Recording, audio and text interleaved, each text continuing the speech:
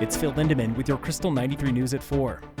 There is a new furry deputy at Summit County Sheriff's Office thanks entirely to a generous local couple. Jerry and Marge Gavenda donated $19,000 for Minka. She is a 2-year-old Malinois Shepherd from Poland, trained to sniff out drugs and missing people. Canine handler Sarah Frost calls Minka the obvious choice for a partner, saying she knew it the moment they met. The Summit Canine program had been on hold for 9 months since the unexpected death of Babe, the previous canine.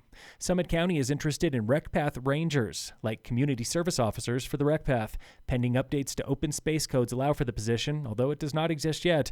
These recpath rangers would support sheriff's deputies with outreach and education, not ticketing. State fire authorities know locals are nervous about federal fire support this season. Questions on staffing dominated a recent summer outlook. But authorities themselves, they're not worried. We're confident in our firefighting capability for this summer. We're in the same position. We're expected to have the same number of firefighters here. We have made the effort to try to take our fate back. Rocky Mountain Regional Ranger Troy Heithecker promises more than 700 seasonal firefighters, with the majority here in Colorado. In terms of cuts, fire and law enforcement have been exempt, and we haven't really seen any. And so we're feeling pretty good as we can. Colorado's BLM chief, Doug Valsek, needs just 3 more people, and his fire crews will be the same size as last year. I think the point of this conversation today is that we have a great network here in the state, and we can turn to our friends at the state, Colorado Parks and Wildlife, others who are boots on the ground. Recent state investments will help Colorado get by on its own, even if federal support dries up. We didn't want to compete for helicopters, for large air tankers, for single-engine air tankers, for intelligence aircraft. Still unknown is how many local crews could be sent to neighboring states. Fire danger is elevated now through July in New Mexico and Arizona.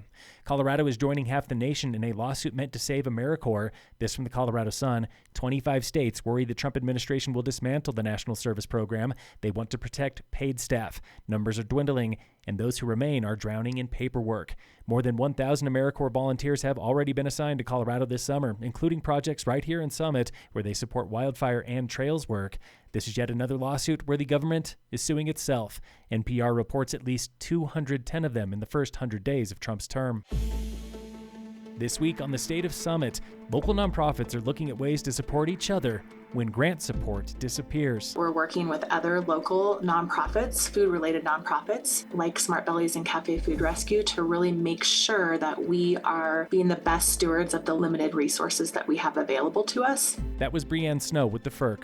She calls this nonprofit efficiency, and it could save them in coming years. I think this is a time for nonprofits really to start looking at how to be as efficient as humanly possible. Food security is just one example. Snow knows they have to think bigger. The biggest thing that we're doing to create efficiencies is probably our Soul Center move, and really working with Building Hope to make sure that any resources that can be shared will be, and that is a cost savings to us, to the community. FIRC also gets a slice of Summit's nicotine tax. This is a safety net that other mountain nonprofits do not have. I think without it, we simply couldn't be able to withstand some of the cuts that are going to be seen. Tune in again next week for the State of Summit on Krystal 93.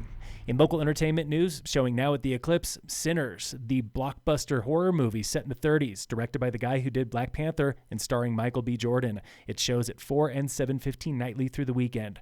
This just in from Dillon Amphitheater, brothers Damian and Stephen Marley are playing the Amp for a joint set August 21st. Summer schedule at Dillon, it's nearly filled out. 20 paid shows and 14 free ones. In sports, it is a miracle at Coors Field. The Rockies have snapped an 8-game losing streak. They beat the Braves 2-1. Tomorrow they play the Giants, chasing their first back-to-back wins of the season. And in local sports, Summit High Baseball is playing its biggest game of the year right now, hosting conference rivals Glenwood Springs. With a win, the Tigers stay number 1 in the conference, and they could even leapfrog Glenwood in the state standings. Girls soccer today, they're playing Glenwood on the road. Phil Lindeman, Krystal 93 News.